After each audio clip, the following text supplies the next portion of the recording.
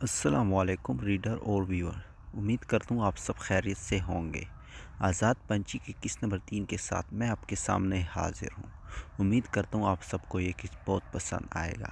اگلا قسط دیکھنے کے لیے ہمارے اس چینل کو سبسکرائب کریں اور ساتھ میں دیے گئے بیل آئیکن کو آل پہ کریں۔ تو چلیے شروع کرتے ہیں بنا کسی ٹائم ویسٹ کیے۔ جیسے جو سکندر کی آنکھ کھلی تو اس نے دیکھا کہ وہ اپنے روم میں نہیں ہے، تو وہ چونک کر اٹھ بیٹھا۔ جنت جو نڈھال سے اس کے کندھے پر سر رکھ کر سوئی ہوئی تھی، ایک دم اس سے علیحدہ ہو کر بیٹھ گئی۔ میں یہاں کیسے آیا ہوں؟ سکندر نے اٹھتے ہوئے پوچھا۔ آپ رات کو خود آئے تھے، جنت نے نظریں جھکاتے ہوئے کہا۔ ہاں، میں تمہیں تمہاری اوقات دکھانے آیا تھا۔ سکندر نے جنت کے سارے خواب چکنا چور کر دیے جو اس نے رات کو سکندر کے سنگ دیکھے تھے، اور اپنے روم کی طرف چلا گیا۔ اور جنت بھی اٹھ گئی اور فریش ہونے لگی اور ناشتے کی ٹیبل پر آ گئی۔ میں نے پڑھائی شروع کرنی ہے، جنت نے آہستہ سے کہا۔ کون سی کلاس میں پڑھتی تھی؟ 2nd year.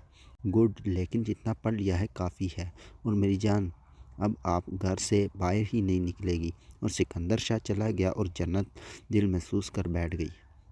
جنت سکندر کے روم میں اپنا کچھ سامان لینے آئی تو دیکھا کہ لیپ ٹاپ رکھا ہے اور قسمت سے وہ اوپن ہے۔ شاید کوئی فائل اوپن تھی۔ جنت نہیں جانتی تھی وہ کیا ہے۔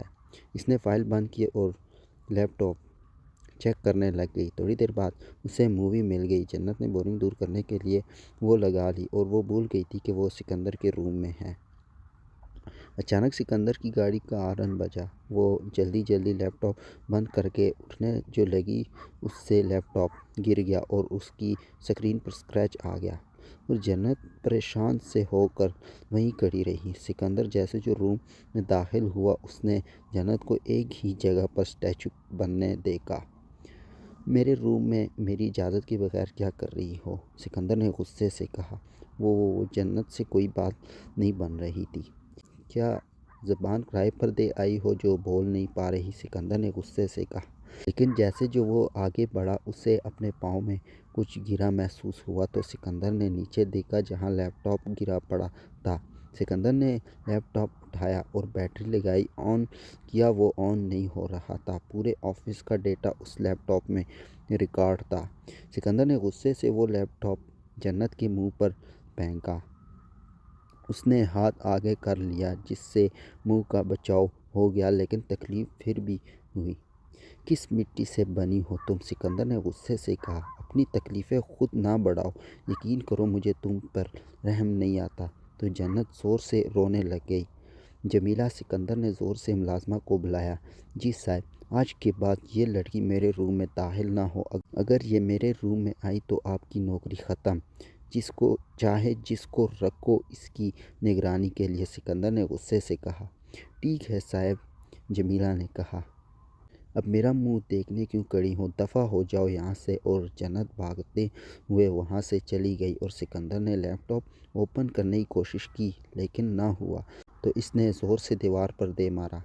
رات کو ڈنر پر سکندر آ کر بیٹھا تو اس نے ملازمہ سے جنت کی بات پوچھی۔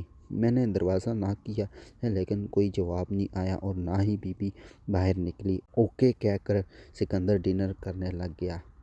کل سے اگر وہ ٹائم پر کھانے کی ٹیبل پر نہیں پہنچے گی تو اسے کھانا کوئی نہ دینا۔ اوکے صاحب۔ سکندر سونے چلا گیا۔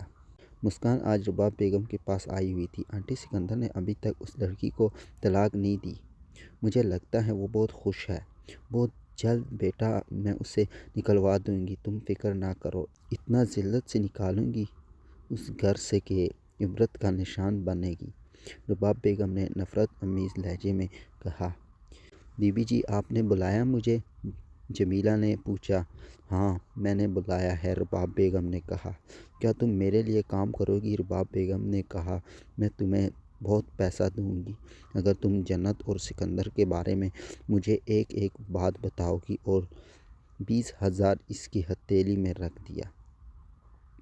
بی بی، اس کی کیا ضرورت تھی؟ میں ایسے ہی بتا دیتی، جمیلہ نے خوشامدی سے کہا۔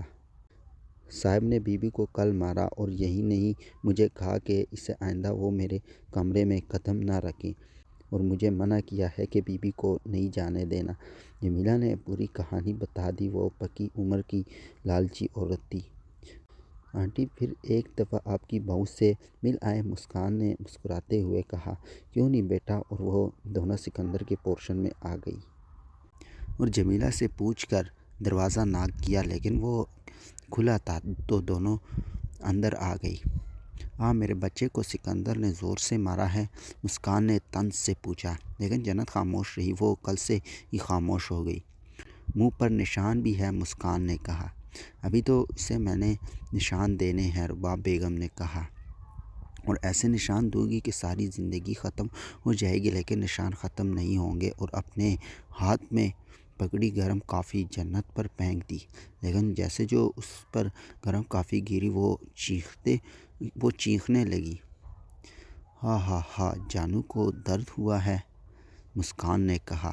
تو جنت جلدی سے واش روم چلی گئی اور شاور چلا لیا، اور یہی اس سے غلطی ہو گئی جس سے اس کے جسم پر جہاں جہاں کافی گری تھی چالے پڑ گئے۔ اور جب جنت کو لگا کہ وہ دونوں جا چکی ہوگی تو وہ باہر آ گئی اور ڈائننگ ٹیبل پر آ کر بیٹھی۔ مجھے کچھ کھانے کو دو، جنت نے جمیلہ سے کہا۔ بی بی مجھے اجازت نہیں آپ کو کچھ دینے کی، جب کھانے کا ٹائم ہوگا ملے گا، ورنہ کچھ نہیں، یہ صاحب کا حکم ہے، جمیلہ نے غصے سے کہا۔ جمیلہ میں نے کل دن سے کچھ نہیں کھایا اور ابھی تو 11 بجے ہیں، جنت نے روتے ہوئے کہا۔ شاید وہ نوکرانی بھی ظالم تھی اپنے مالک کی طرح۔ جب 1 بجے اس نے جنت کے سامنے کھانا رکھا اور جنت نے نوالا منہ میں رکھا، اس کا دل نہیں کر رہا تھا کھانے کا۔ بھوک بہت لگی تھی لیکن کھا نہیں پا رہی تھی، تو تھوڑا سا کھا کر باقی کھانا وہ لے کر روم میں چلی گئی۔ سکندر شاہ شام کو گھر آئے اور آتے ہی جمیلہ کے پاس آئے۔ جنت کب اٹھی تھی اور کھانا کھایا کیا؟ سکندر نے پوچھا۔ صاحب وہ 11 بجے آئی تھی، لیکن میں نے آپ کے کہنے پر کھانا نہیں دیا اور 1 بجے ٹائم پر دیا، جمیلہ نے کہا۔ گڈ، سکندر نے کہا اور سگریٹ جلائی اور اپنے روم کی طرف بڑھ گیا۔ اور جنت نے رات کو بھی اسی کھانے سے گزارا کیا تاکہ سکندر کے سامنے نہ جانا پڑے، اور سو گئی۔ لیکن جب وہ نیند میں جانے لگی تو اسے لگا کہ سکندر اس کے روم میں آیا ہے اور آ کر ساتھ لیٹ گیا۔ جنت نے آج کوئی حرکت نہیں کی، نہ پہلے کی طرح اس سے دوری اختیار کی۔ ڈنر کرنے کیوں نہیں آئی ہو؟ سکندر نے پوچھا۔ میں نے دن کا زیادہ کھا لیا، جگہ نہیں تھی۔ وہ اس وقت اس سے مار نہیں کھانا چاہتی تھی، اس کا جسم جواب دے چکا تھا، اس لیے وہ نارمل جواب دینے لگی۔ سکندر نے اس کے ہونٹوں پر ہونٹ رکھے، لیکن جنت نے کوئی ری ایکشن نہیں دیا، یہاں تک کہ اس کا سانس بند ہونے لگا، لیکن اس نے کچھ نہیں کہا۔ اس کی حالت دیکھ کر سکندر خود ہی پیچھے ہٹا، لیکن جیسے جو وہ سکندر نے جنت کے اوپر ہاتھ رکھا تو اس کی منہ سے آ نکلی، تو سکندر نے سوالیہ انداز سے دیکھا اور کمرے میں اندھیرا تھا، جس کی وجہ سے اسے پتہ نہیں چلا کہ کس کی وجہ سے جنت نے کی ہے۔ وہ مدہوش ہو کر اسے چومنے لگا، جیسے جو گردن سے تھوڑا نیچے اس نے چوما۔ جنت نے سسکی لی، لیکن اتنا درد کے باوجود اس نے اسے پیچھے نہیں کیا۔ سکندر نے پھر اس جگہ پر چوما تو جنت نے پھر سے سسکی لی۔ یہاں کیا ہوا ہے؟ سکندر نے بدمزہ ہوتے ہوئے پوچھا۔ کچھ نہیں، جنت نے کہا، تو سکندر پھر سے اس کے جسم میں مصروف ہونے لگا، لیکن کوئی مزاحمت کچھ نہیں دیکھتے ہوئے اس نے جنت کو جھٹک دیا اور خود سگریٹ نکال لی۔ وہ سگریٹ پیتا تھا، بہت پیتا تھا، لیکن کبھی جنت کے سامنے نہیں پیا، لیکن آج پی رہا تھا۔ وہ نہیں جانتا تھا، لیکن وہ ایک کے بعد ایک پھونک رہا تھا اور پھر اٹھ کر اپنے روم میں آ گیا۔ پھر بھی اسے سکون نہیں مل رہا تھا، تو صبح اذانوں کے وقت اس کی آنکھ لگی اور 10 بجے اٹھ کر وہ ٹیبل پر آیا۔ وہاں جنت پہلے سے آئی ہوئی تھی۔ اس نے ہم رنگ سوٹ کا دوپٹہ اوڑھا ہوا تھا۔ تم نے ناشتہ کر لیا؟ سکندر نے مندی ہوئی آنکھوں سے پوچھا۔ نہیں، اس نے یک لفظی جواب دیا، نہ کوئی طعنہ مارا نہ کچھ۔ چلو آ جاؤ ٹیبل پر، اور کیا کھانا ہے ملازمہ کو بتا دو، سکندر نے کہا۔ لیکن جنت نے کچھ نہیں کہا اور ملازمہ نے اپنی مرضی سے کھانا لایا اور جنت کھانے لگی۔ وہ بہت آہستہ کھا رہی تھی۔ سکندر نے اپنا پورا ناشتہ کر لیا۔ اس نے اپنی آدھی روٹی بھی نہیں کھائی۔ اسے کھانا کھانے میں تکلیف ہو رہی تھی۔ وہ چائے پیتے ہوئے اسے دیکھ رہا تھا۔ کب تک ختم ہوگا؟ سکندر نے سوالیہ پوچھا۔ بس میرا پیٹ بھر چکا ہے۔ اور جنت نے ہاتھ پیچھے کھینچ لیے تو ملازمہ سکندر کے کہنے پر سامان اٹھانے لگ گئی اور سکندر موبائل میں بزی ہو گیا تو جنت خود کو آکورڈ فیل کرنے لگی۔ تو وہ اٹھنے لگی کہ آواز آئی، کیا میں نے تمہیں جانے کو کہا ہے؟ نہیں۔ اور جنت آرام سے بیٹھ گئی۔ ابھی وہ بیٹھے تھے کہ رباب اور مسکان وہاں آ گئی، لیکن سکندر کے ساتھ جنت کو دیکھ کر ایک دوسرے کی طرف دیکھا۔ ماما خیریت آپ یہاں؟ سکندر نے حیرانگی سے پوچھا۔ جب بیٹے کو میرا خیال ہی نہیں میرا، اس لیے میں خود ملنے آ جاتی ہوں۔ رباب بیگم نے نظر نہ آنے والی آنسو پونچھے۔ تمہاری بیوی میں تمیز نہیں کسی سے سلام دعا کرنے کی؟ تو جنت کی طرف سکندر نے دیکھا اور پھر بولا، ماما وہ ساکڑ ہو گئی ہے آپ کو دیکھ کر۔ وہ سمجھتی آپ ناراض ہو گئی اس لیے ایسے بیٹھی ہے۔ جنت جاؤ ملازمہ کو چائے کا بول آؤ۔ سکندر نے اسے بھیجنا ہی مناسب سمجھا اور وہ ملازمہ کو چائے کا بول کر اپنے روم میں آ گئی۔ وہ نہیں جانتی تھی کہ اس سے کیا غلطی سرزد ہو گئی ہے۔ اگر اسے پتہ ہوتا تو وہ کبھی روم میں نہ آتی۔ ملازمہ نے چائے پیش کی، لیکن جنت کو نہ آتے دیکھ کر رباب بیگم نے کہا، شاید تمہاری بیوی کو میرا یہاں آنا پسند نہیں بیٹا، لیکن میں تمہاری ماں ہوں، آئندہ میں یہاں قدم نہیں رکھوں گی۔ تم مجھ سے ملنے آ جایا کرو۔ اور وہ اپنے مکرو آنسو پونچھتے ہوئے اپنے گھر کی طرف چلی گئی۔ وہ نہیں جانتی تھی کہ وہ جنت کے لیے گڑھا کھود کر گئی ہے۔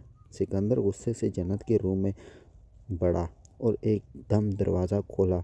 وہ انگلیاں مروڑ رہی تھی۔ سکندر کو غصے میں دیکھ کر ڈر گئی۔ آتے ہی اس نے جنت کے منہ پر تھپڑ مارا۔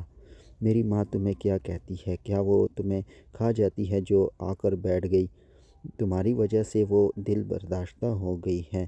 جاؤ اور ابھی جا کر معافی مانگو۔ اور زور سے دھکا دیا وہ نیچے جا گری۔ میں نے کچھ نہیں کیا، میں کس چیز کی معافی مانگوں؟ جنت نے روتے ہوئے کہا۔ ابھی تم نے کچھ نہیں کیا، تمہیں لگتا ہے تم معصوم ہو؟ جنت بی بی خیالوں کی دنیا سے نکل آؤ اور جا کر معافی مانگے۔ میں نہیں جاؤں گی، جنت نے ضد کرتے ہوئے کہا، لیکن اگلے کو زیادہ غصہ آ گیا۔